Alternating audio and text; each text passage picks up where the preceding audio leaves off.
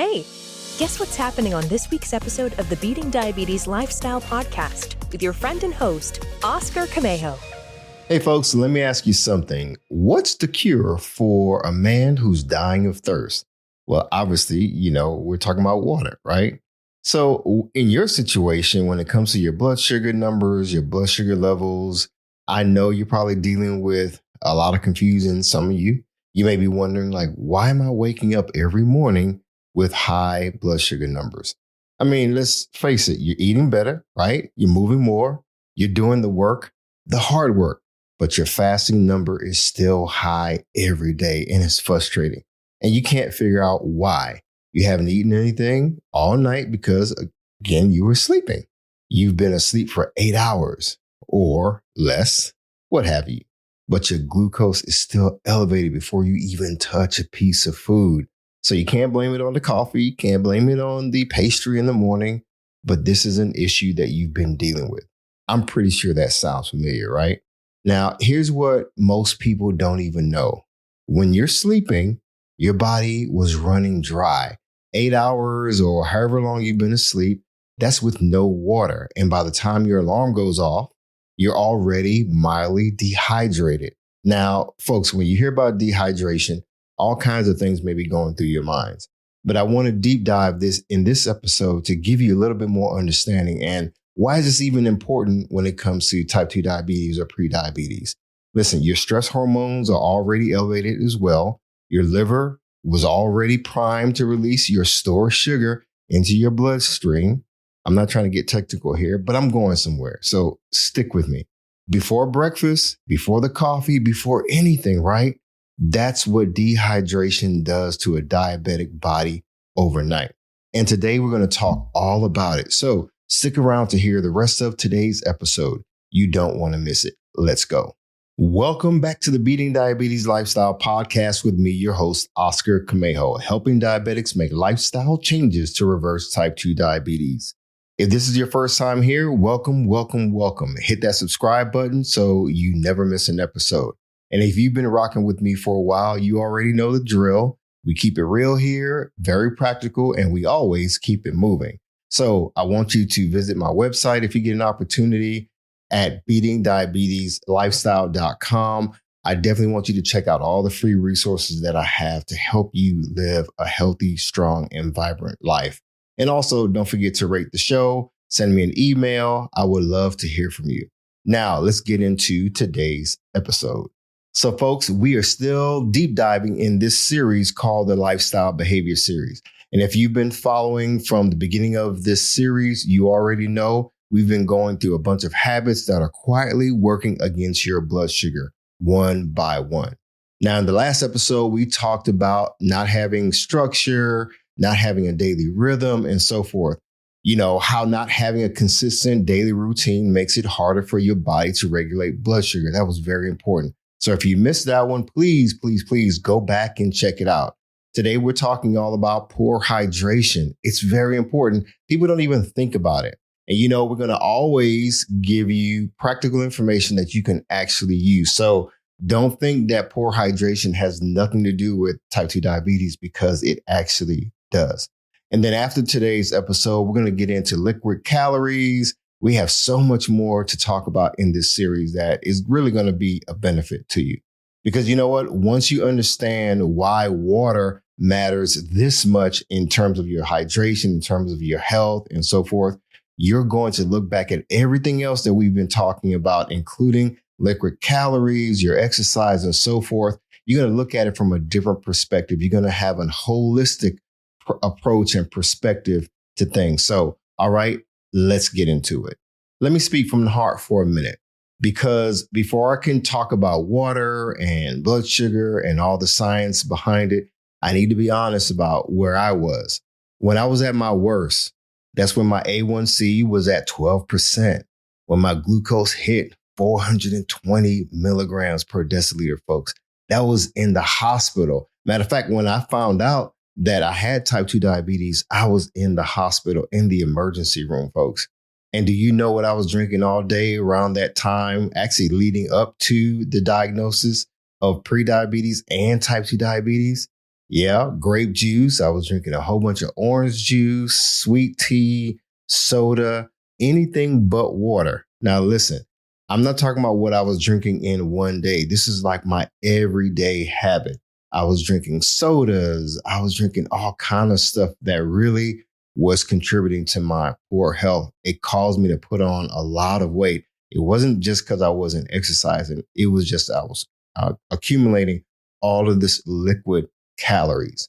And you know what? Water, when it came to water, folks, I'm telling you, I tried to only drink water when I was thirsty. For me, water was tasteless and it just felt boring to me to drink water. Water felt like something I had to really choke down. And I don't know what it was, but it was just my mindset. I would drink water every now and then. It wasn't that I hated water. It was just, like I said, it was just tasteless and it was just boring. I didn't reach for it. That wasn't my knee-jerk reaction to reach for water. I didn't carry around a gallon of water every day like you see some people do at the gym or maybe even at work. I didn't even think about all that. And honestly, I didn't connect the dots when it came to my body and what was happening in my body. Folks, not only was I dealing with type 2 diabetes, I was dealing with a lot of fatigue. I was dealing with a lot of headaches and just a lot of things were going on leading up to me going to the hospital. I know some of you all are dealing with something that I want to acknowledge for a second. Some of you grew up in communities possibly where water coming out of the tap wasn't something that you trusted, right? Some folks up in Michigan, I know you've had issues with water and it may be a challenge. Maybe some of you all still live in a place where that's a reality and you just simply don't trust water, bottled water, maybe your thing sometimes, right? And you know what? If that's you, I hear you. That is real. We're going to talk about it and what to do about that. You know what I'm saying? What to do about you not getting enough water.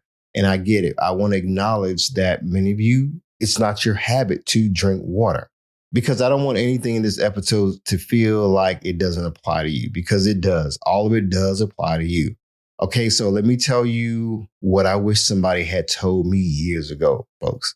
So remember when I was telling you that I went to the hospital and I was diagnosed with type 2 diabetes in the hospital? I also found out that I was dehydrated. And the reason for my dehydration, I don't want to say it was severe, but it was bad. Bad enough for them to have to give me IV. My voice was just really hoarse at the time. I remember that weekend, actually, I was so drained. I was going to the bathroom like what seemed like every 10 minutes. And I wasn't drinking any water to really replenish it. Not on purpose, right? It wasn't intentional that I was drinking water. I would have to go to the bathroom a lot. Again, at that point, I didn't realize it was because of type 2 diabetes. My body was trying to flush all of this sugar out of my bloodstream really quickly, hence why there's frequent urination that I was dealing with. Some of you may have learned that when the onset of type 2 diabetes comes on, one of the markers is frequent urination. And that frequent urination, if you're not replenishing your fluids, if you will, it will lead to dehydration. So I'm going to go in depth a little bit more about that in just a second. Water, folks, is not just about hydration. For someone managing type 2 diabetes, water is a blood sugar tool that you can use to help regulate your blood sugar. Now, let me say that again. Water is a blood sugar tool. It directly affects how your liver handles glucose. That's blood sugar. It affects your hunger signals. It affects your kidneys and your kidney health. Matter of fact, I have an entire episode on kidney health. Go back and check on that as well.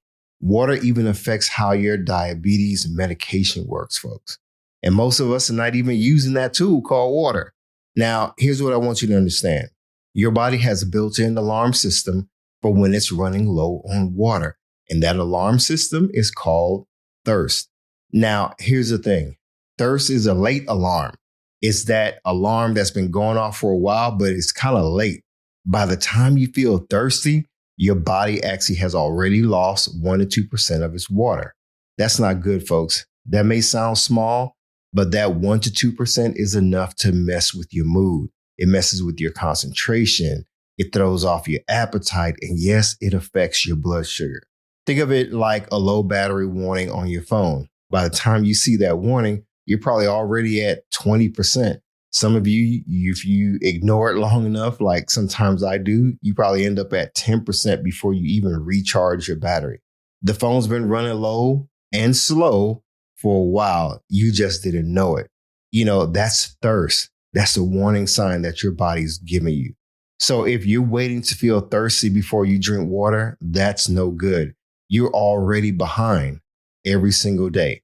Now, I want to talk with you a little bit about the benefits of drinking water. I want to give you a little snapshot because if you don't drink enough water each day, you run the risk of becoming dehydrated.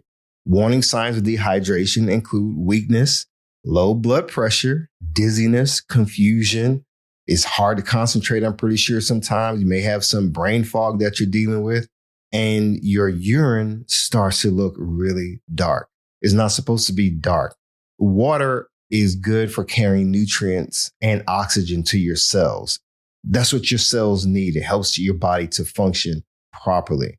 Water helps to flush bacteria from your bladder. It aids in digestion. It aids in preventing constipation, normalizing blood sugar. Water helps to cushion your joints, helps to protect your organs and your tissues. Water helps to regulate your body temperature, not just when you're working out, folks, but just consistently. Water is responsible for maintaining electrolyte, your sodium. It helps you to create this balance, which we all need. And lastly, water assists with treating migraines and headaches. Folks, I could tell when I haven't had enough water. I start to get a headache, usually in the afternoon. If I've gone the entire day and have been at work and been working on projects and not really paying attention, I'll end up with a headache, and I know instantly is because I need water. So what I do is I make sure that I increase my water take. You never want to allow yourself to get dehydrated under any circumstance.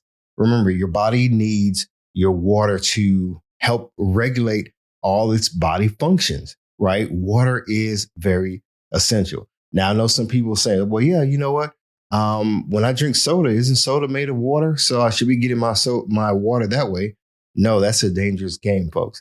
Again, that's liquid calories that you really don't need. Now, let me break this down for you. Let's talk about what hydration actually is doing inside your body when you have type 2 diabetes. And I promise I'm going to keep it plain, no jargon, no textbook stuff, just the truth about what's actually happening. So here's what happens when you're not drinking enough water. Your body goes into a kind of quiet emergency mode. It releases a hormone. Think of it as a water distress signal that's blaring. And that signal goes straight to your liver. So your liver dumps that stored sugar or that stored glucose into your bloodstream, right? So your bloodstream is full of all this sugar because your body's like, hey, you know what? We're in stress mode right now. Your blood sugar goes up, not because you ate anything, not because you cheated and had a cheat meal, but simply because you didn't drink enough water. Now, I want to share with you some research.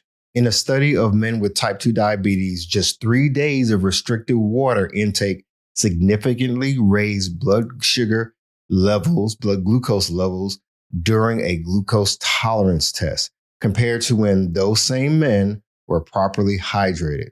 3 days, that's all it took. Now, let me say that again. 3 days of not drinking enough water, folks, and blood sugar got measurably worse. In men who already had type 2 diabetes, mind you, this is not a theory. This is a clinical finding. Now, let's talk about why your morning numbers are high before you even eat. I kind of alluded to it earlier. Now, let me connect this to what I mentioned earlier, like I said, because I know a lot of you are waking up every morning and your fasting glucose is higher than expected, and you don't know why. Here's possibly what could be happening. You get your 8 hours of sleep at night, right? But without drinking water, something's going on with your body. By the time your alarm goes off, you're already mildly dehydrated, like I mentioned before. And when your body is dehydrated, your stress hormone, that's your cortisol, it spikes. Cortisol in the morning is normal. We all have it. That's how it's supposed to be, right?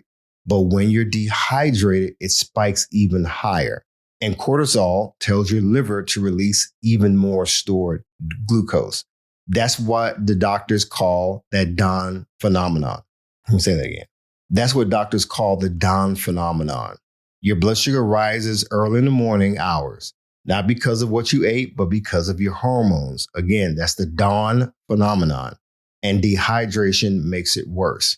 Research published in 2025, I believe, found that habitual low fluid intake was associated with significantly greater cortisol stress reactivity, meaning a dehydrated body responds to stress hormones more intensely, which directly contributes to elevated morning blood glucose. Now, what does all that mean? Again, overnight dehydration plus your cortisol, your stress hormone spikes, that's going to equal higher fasting glucose. So when you check your blood sugar in the morning and you notice your blood sugar is high, there could be a bunch of factors going on, but particularly dehydration. So that first glass of water in the morning is not just refreshing, it starts to bring your stress hormones back down and your liver gets a different kind of signal. I want you to stand by and think about that because you know what? This is good news. If you're not drinking water now on a regular basis, make it a habit to start drinking water as soon as you get up in the morning. Now, let me go on. If you're on certain diabetes medication, this is very critical. I need you to understand this. When it comes to your kidneys, when it comes to your blood sugar numbers, when it comes to managing type 2 diabetes, yeah, you may be on certain medications that's helping you to manage type 2 diabetes, but you definitely want to speak with your doctor to get a little bit more specific about what these drugs are doing to your body. Every single day that you are taking medication, you should also be thinking about keeping your body hydrated. There's a big correlation. Again, if you're on one of these medications and you're not drinking enough water, you're probably compounding the dehydration. You're not realizing that, maybe the medication that you're on, yes, is helping you to manage type 2 diabetes in one sense, but is it also contributing to dehydration? That's something that you want to talk to your doctor about. That's why it's important to not just take a sip of water, but to maintain hydration, especially if you're on type 2 diabetes medication. If you're on high blood pressure medication, if you're on high cholesterol medication, you need to give your body the hydration that it needs so that while your body's interacting with the medication, you're giving yourself a better chance to heal. The goal is not for you to stay on these medications forever, folks. At least that's a goal that you should push for. That, hey, I want to get my body back to the place where it's operating as it should. My blood sugar numbers are back to normal. And I know that for some people, that may seem like a lofty goal, but it's worth pursuing. Now, if your doctor told you to drink more water when they prescribe that medication, now you know exactly why. So the bottom line is, folks, don't make any sudden adjustments to your medication. I want you to talk to your doctor. Get an understanding of what those medications are doing to your body, but also what role hydration needs to play, especially while you're on those drugs. Now, let's move on. Some people deal with cravings a lot, and I want to talk about why you keep eating when you're not hungry. Now, this one is probably going to hit home. You just ate maybe an hour ago, and you're already back at the refrigerator, or you're craving something sweet, or you just feel like you need something else, but you don't know exactly what. You're just simply hungry. I'm pretty sure that sounds familiar, right? Here's what you might be missing and might not realize. Your brain has one area that handles both hunger and handles thirst. It's the same neighborhood, right? But when you're dehydrated, your brain can send out what feels like a hunger signal. Your body is actually asking for water. Now, research published in the Physiology and Behavior found that mild dehydration can increase appetite and food intake without corresponding increase in caloric need because the brain mistakes thirst signals for hunger cues. And studies suggest people confuse hunger and thirst roughly 62% of the time. Now that's 62%, folks. Let that sink in. Now let that sink in.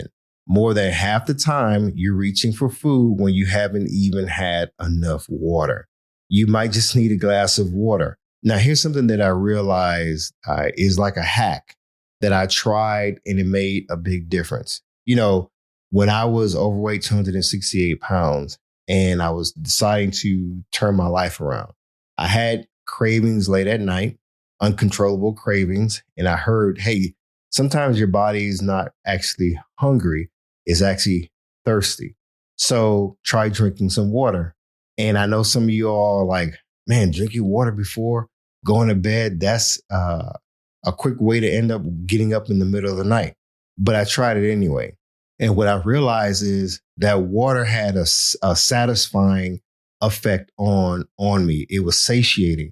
And instead of reaching for a peanut butter and jelly sandwich or a Pop-Tart or something sweet, that water satisfied me. And you know what? I would go to bed without eating anything. Then now, mind you, this would be like 2:00 in the morning. I would wake up in the middle of the night hungry and wanting to eat something. I would drink water instead. So by me drinking water instead, not a snack, not something sweet, but drinking a glass of water instead, that helped to change the game for me. And when I tell you I started losing weight the healthy way, folks, that made a big difference in my life. I started buying bottled water so I could easily have it next to me on the nightstand so I can reach for the bottle of water. And yes, if I had to get up in the middle of the night to go use the restroom, I just went and got up in the middle of the night to use the restroom. That's it. But at least I didn't reach for a late night snack. And for someone managing type 2 diabetes, you know, every unnecessary snack could be another sugar spike. I'm pretty sure you can relate. That's another thing that you have to recover from, right? That's more work for your body, all because your brain got the wrong signal. So this is why this becomes such an uphill battle for a lot of people. Once dehydration starts, it doesn't just stop there. It creates a cycle. You're not getting enough water. Your liver dumps sugar. Your blood sugar rises. Kidneys flush glucose, and water is pulled from your cells, which leads to more dehydration. And that repeat cycle just happens over and over again. That's a loop, folks. Again, your blood sugar is going up. Your kidneys are working to flush it all out, trying to flush out the blood sugar. That flushing pulls water from your cells. Now you're more dehydrated than ever before, right? Then that triggers more liver activity, which raises your blood sugar again. Now you can see why you adjusting food isn't always enough. If the water piece is missing, the cycle keeps going. Here's another aspect of the loop. Dehydration makes your brain send a hunger signal.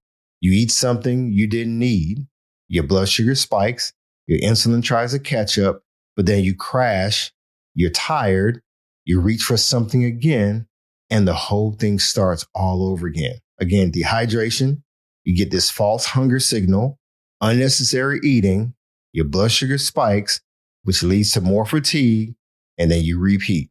Everything starts all over again. Dehydration, shorter sleep, more cortisol, higher morning glucose numbers. When you wake up and you're reading your blood sugar levels after you pricked your finger, it gets harder to manage day after day after day. It's a repeat cycle. Then the loop continues. It seems like it's never ending. Now, you know what, folks? Research is showing that dehydration may actually shorten your deep REM sleep. That's the deep restorative part of your sleep cycle. Now, I'm not trying to get all clinical. You can research this on your own, but I want you to understand this. Less REM sleep leads to more cortisol the next morning. More cortisol means higher morning glucose. And then you wake up tired, frustrated, and your numbers are high all over again before you've done anything wrong, right? I want to stress this, folks. It's not all about what you're eating all the time. It's not about you skipping the gym. It's not about, whether or not you are doing the right things. You know, folks, this is a holistic approach that we cannot ignore. You know, when you are not hydrated properly. Now, I'm not just talking about when you go to the gym and that's when you're drinking Gatorade or a Powerade, and you go to the gym and you're drinking these sports drinks, and that's hydration. You don't just hydrate yourself and increase your water intake just because you're exercising. You need to increase your water intake because your body is constantly working to maintain good health. But if your body is constantly under stress, constantly dealing with the effects of type 2 diabetes, and you're not getting enough water, remember your cells are working overtime. It's almost like they're trying to survive, but your cells need to be hydrated in order to work properly. Now, folks, here's the good news, and I want you to hear this. Your body can respond faster than most people expect. When you drink water after being dehydrated, yes, that stress hormone we talked about earlier, the one telling your liver to release sugar, it drops by nearly 40%. That's within 90 minutes. If you start incorporating drinking at least 1 liter of water before meals, that's roughly 4 glasses spread across the day before each meal, before each main meal. That's no prescription that's required. That's no gym membership that's required. No. Now, here's the good news, folks. This is something practical that you can do. I want you to start focusing on drinking enough water before your main meals, before your breakfast, before your lunch, and before your dinner. Make that a habit. That's roughly 4 glasses spread across the entire day, 3 to 4 glasses spread across the day, 1 before each main meal. Now, there's no prescription required for that. There's no gym membership, no complicated protocol, just water. You time it right, be consistent. And one more thing I want to leave with you before we get into the battle plan. Every single additional cup of plain water per day is associated with a modest but real improvement in your A1C. Folks, I'm telling you, once I started incorporating water in my lifestyle of healthy eating and so forth, man, it has changed the game for me. And I've been able to maintain good health over the last 4 years of my journey. It's not a massive drop per cup in your A1C that we're talking about, folks. If I can do it by incorporating water in my life, and I can see my A1C drop from 12% down to 5 point, I forgot what it was, 5.7, 5.5 or what have you, that made a big difference. And I'm talking about all within less than a year. You know, once you start compounding the good habit of drinking water on a regular basis before your main meal, it's all going to add up. And it adds up on top of everything else that you're already doing. Water is not the whole answer, but it is a real piece of the puzzle. And guess what? Water is something that's easy, and in most cases, it's free. So why not incorporate that in your battle plan? So here's your battle plan in 6 steps. And I have a bonus at the end that you're going to help. So here's your battle plan in 6 steps. Step 1, when your alarm goes off, before coffee, before your phone, before you check your glucose, drink at least 16 ounces of water. This is just a regular bottle of water. You just spent 8 hours dehydrated. Your cortisol is elevated. Your liver wants to release sugar. Give your body the first signal of the day, and that's water. Not caffeine, not juice, water. I know you like your coffee, but don't let coffee be the first liquid that you give your body. Let it be water. Now, step 2, drink a glass of water before every meal, like I mentioned before.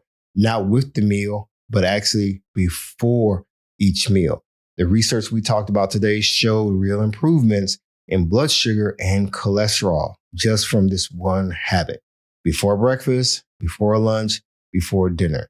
That's 3 glasses right there without even trying. When you go out to the restaurants with your friends, go ahead, drink a glass of water before you even eat, before the appetizer comes out, before the bread comes out, especially before the bread comes out. Go ahead and drink you some water. Step 3, you have to know your numbers. For most adults, the target is somewhere between 64 and 80 ounces of water per day. That's about 8 to 10 cups. That's not hard, folks. Now, if you have kidney disease or your doctor has given you fluid restrictions, check with your doctor first. Your numbers may be different, but for most people, again, 64 to 80 ounces of water is the goal. I know some people may have heard that it's important to drink half your body weight in ounces. Well, that's something that you want to talk with your doctor about, especially if you're on medication. Get a bottle of water with some measurement marks on the side. Some people do that. They buy these jugs of water that has these markings on the side of each bottle where you can see, okay, this is 20 ounces, this is 40 ounces, this is what have you. And that way you can see your progress throughout the day. Anything that can help you to get your water intake. Now let's go on to step number 4. This is probably the easiest check in the whole world. By midday, pay attention to your urine, or whenever you go to the restroom. Pale, light yellow urine, that means you're on track. If your urine is dark, if it's a dark yellow, like almost apple juice looking, then you're behind. That's it. That's your body's daily hydration test. Again, it's free, no lab required. Now let's go on to step number 5. I'm not going to tell you to quit everything cold turkey right away. That's no bueno, and it doesn't stick. But I am going to ask you to swap out 1 drink per day. I've always tried to give this life hack to people, and they seem to get positive results when they do this. You may be drinking 6 cups of coffee a day. Cut it back, right? Cut it back at least once. Instead of drinking 6 cups, go down to 5. Instead of 5, go down to 4. You get what I'm saying. Eventually, I want you to be able to get down to just 1 cup of coffee. I'm not telling you to get rid of coffee, but especially if you're putting a whole bunch of sweeteners in it and so forth, the creamers and so forth, you don't want to be overloading your body with coffee all day, especially the caffeinated coffees. If you're drinking a lot of soda every day, multiple glasses or cups of soda, bottles of soda, I want you to cut it down to once a day. Again, we're talking about swapping a drink. So I know I'm telling you to get rid of certain things, but I'm also going to tell you why it's important for you to swap. So it's not just eliminate, but it's swap. So for every cup of coffee that you're not drinking, remember, I need to drink water. For every bottle of soda that you're not drinking, I need to drink water instead. It could be lemonade. It could be sweet tea. Sometimes you go to these drive-thrus and you order sweet teas or lemonade mixed with sweet tea like I used to do. Ask for water instead. Replace those drinks, those sugary drinks, those liquid calories with a glass of water. Just one. And if you can build from there over time, even better, folks. Remember, subtract 1, add 1. Subtract 1, add 1. That's how it starts. Now let's move on to step number 6. If the water in your home doesn't feel safe, if you grew up somewhere where you learn not to trust the tap, that's a real barrier. I get it. And you don't have to fight through it without options. You can get a pitcher where you can filter water. I keep one in my refrigerator all the time. I buy bottled water all the time. I'm not drinking, tap water without it being filtered. You don't have to. As a matter of fact, earlier today, I bought my weekly case of water, bottled water. And I know some people may have some issues with drinking water out of plastic. I mean, there's bottled water that is in glass. There's ways to get around a lot of this. The goal, folks, is access. Limit your access to the sugary drinks and the high calorie drinks, but increase your access to water. It's not about perfection, folks. It's about progress and consistency. The goal is find the cleanest water you can get your hands on and drink it. That counts, folks. Now listen, here's the bonus that I mentioned earlier. I'm going to call this the sick day rule. Now, if you're sick, you're vomiting, dealing with diarrhea, fever, you can't keep anything down, and you're managing type 2 diabetes as well, and try to wait it out at home, especially if you're on these new medications. When I was dealing with diarrhea, while I was on a specific medication, I had to talk to my doctor about it because something was going on. And what I realized was because of that diarrhea, that was causing more dehydration. So I needed to talk to my doctor, and he went ahead and made an adjustment. This is when I was on a specific diabetes medication, and that actually did the trick. So yes, I had to keep up with my hydration. I had to keep my water, but I needed to talk with my doctor. Again, if you are having severe diarrhea, vomiting, and so forth, don't just wait for it to pass. Sometimes you may need to go to the urgent care. Call your doctor, folks. Don't try to wait it out. Let's be smart. I know it can be tough. I know you're dealing with a whole bunch of stuff, but listen, if you're sick, folks, don't wait for things to get worse.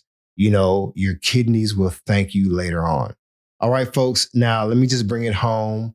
Here's what I want you to walk away with today. Water is not just for hydration. For someone managing type 2 diabetes, it's a blood sugar tool, as I mentioned before. It's a hunger regulator. It protects your kidneys.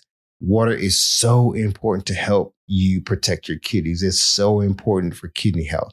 And if you're on certain medications, it is part of your prescription. You want to lower your fasting numbers? Start with water, folks. You want to stop the unnecessary snacking and cravings in the middle of the night? Start with water. You want to give your kidneys a fighting chance? You know what I'm about to say.